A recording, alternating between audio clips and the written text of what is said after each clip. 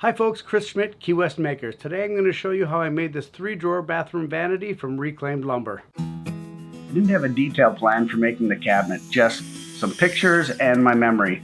So I just started making the legs.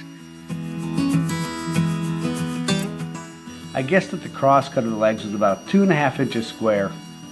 I didn't have any reclaimed wood thick enough to make these pieces, so I laminated a few pieces together to get the thickness I needed.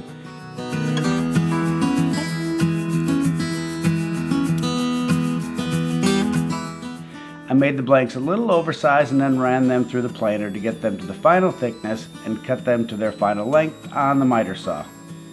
The main reasons I opted to make and not buy a vanity for this bathroom is that I had a very specific dimension I needed. 24 inches wide by 18¼ inches deep. I was prepared to make a custom concrete top with the sink built in, but strangely I found a porcelain vanity top with the odd dimensions I needed online. With the leg dimensions set, I could move on to the rails that connect the legs on the front, the back, and the sides. I used wood I salvaged from an old pine door for these, and the thickness seemed about right, so I only needed to rip them to width and then cut them to length. Speaking of salvaged wood, I guess I should take a moment to talk about where I get mine and how I prepare it for use in projects. In the 1800s in Key West, most of the houses were built with Dade County pine, a now extinct version of southern yellow pine that is really hard, absolutely beautiful, very tough, tight growth rings. A lot of the old ship captains' mansions and cigar makers' cottages still exist here in Key West. So as I'm driving around the island, I'm always keeping my eye out for old doors, trim, studs that people have thrown out in the garbage as part of a renovation or restoration project. I, of course, pick that up, throw it in my truck, take it home where I strip it down and get it ready for projects. Now, to dive into my full process for doing this is a subject of another video. But what you really need, 4 things. A lead test kit. Make sure that there's no lead-based paint on it. You need a nail pullers to pull out any visible nails. And you want to pull those out, not back them out, but pull them through. You need a metal detector to find any hidden metal, which can also be fun at parties. And you also need some way of removing the paint or the finish that's on the wood. I recommend a belt sander, but in my upcoming video, I will show you a couple alternative methods for doing that. Now, back to our project. The side panels will be held in place by a groove or a dado cut into the legs and into the rails. On the legs, the dado does not continue the entire length of the piece, so I'll use a router to create a series of stopped dados. On the rails, the dado does run the entire length of the piece, so it's easier to use a dado blade on the table saw to cut those. I use a floating tenon system called dominoes to connect the rails to the legs, and this tool cuts the holes or the mortises for the floating tenons or dominoes.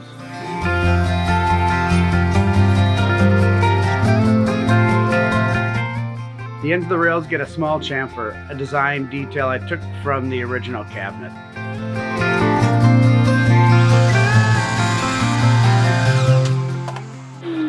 Perfect chamfer every time.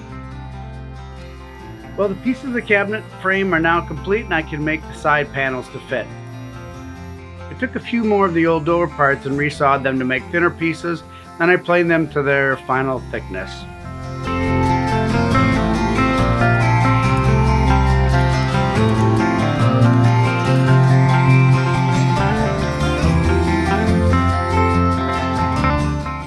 I wanted a really perfect glue line, so I hand planed the edges that would be glued together to get the panel to the desired width.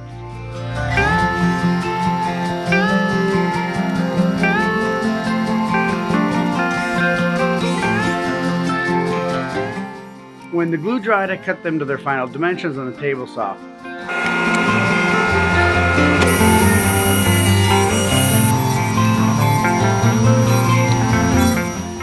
The panels are actually a little thicker than the grooves that they have to fit into, so then I use dados to cut just the edges to the right thickness.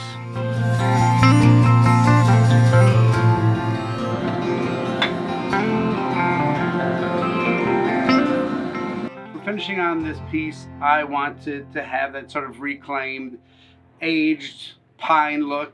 So I'm first going to take a wire wheel to the pieces. I will then use some weathered oak stain, and finally a coat of dark wax. I'm actually going to finish the pieces before I assemble them, just because the especially the wire wheel would be extremely hard to do once it's assembled. Here we go.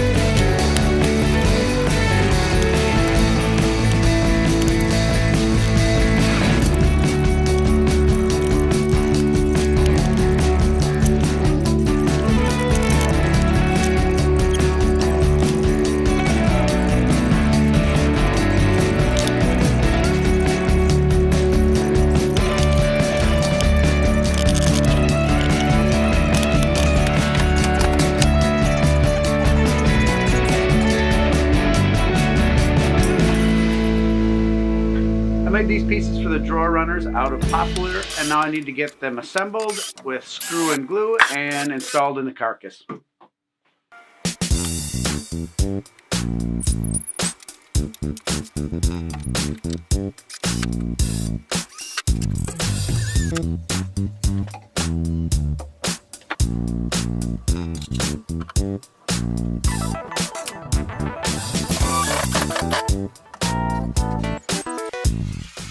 Okay, onto the drawers. Now, one of the drawers, the bottom drawer, is a full drawer, pretty straightforward, but the other two are U-shaped drawers to fit around the plumbing. So armed with a sketch and some ciphering of all the pieces I need and how they'll fit together, I'm getting started. There are three drawers, and the bottom drawer is a fairly straightforward drawer. Two sides, front and back, and a bottom. But the other two drawers are U-shaped to fit around the plumbing. And wherever two pieces come together, the joinery uses a tongue on one piece and a groove on the other. So there are just an awful lot of cuts and grooves that have to be made exactly, perfectly to get these drawers to fit together. Now this all looks great on video, but in all honesty, it did not go that smoothly. I completely forgot to make a whole series of parts, another series of parts. I put the dado on the wrong side. It was a rough afternoon, but I soldiered through. The drawers are done gluing. Time to take them out of the clamps, and then I will make the drawer bottoms for them.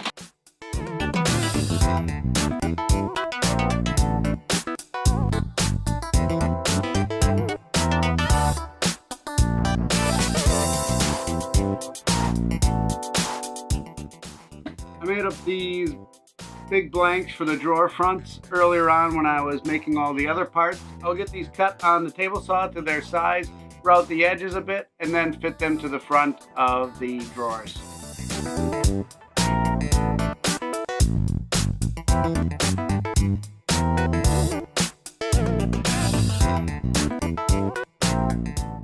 Just put a little bit of a round over on each of these, about an 1/8 inch round over, 1/8 inch radius.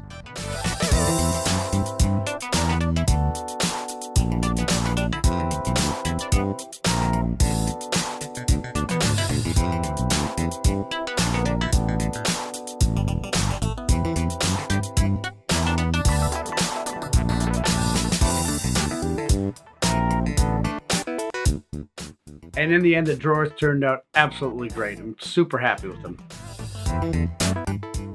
And that, friends, brings us to the end of this Key West Makers build. Now, if you liked or were inspired by this video, please give the video a like and consider subscribing to our channel. Right next to the subscribe button, you'll see a little bell. You'll get notifications then when our new videos come out. As always, thanks so much for watching, folks. Chris Schmidt signing off from Key West.